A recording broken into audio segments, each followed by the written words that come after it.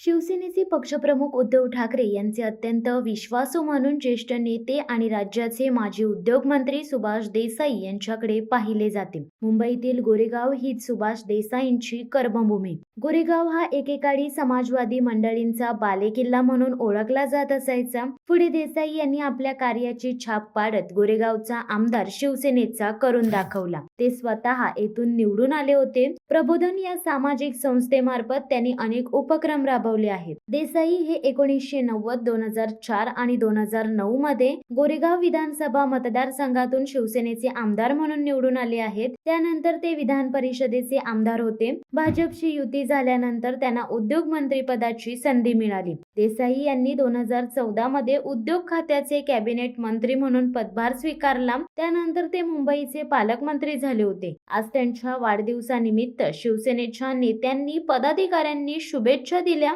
त्याचबरोबर शिवसेनेचे पनवेल तालुका संपर्क प्रमुख योगेश तांडेल हे खास पनवेलहून शुभेच्छा देण्यासाठी उपस्थित होते. त्यांनी शुभेच्छा देताना शिवसेना संघटना वाढीसाठी आणि उद्धव साहेबांना पुनश्च मुख्यमंत्री करण्यासाठी सुभाष देसाई यांना दीर्घ आयुष्य मिळो अशी आई तुळजाभवानी चरणी प्रार्थना केली व शुभ यश चिंतिले.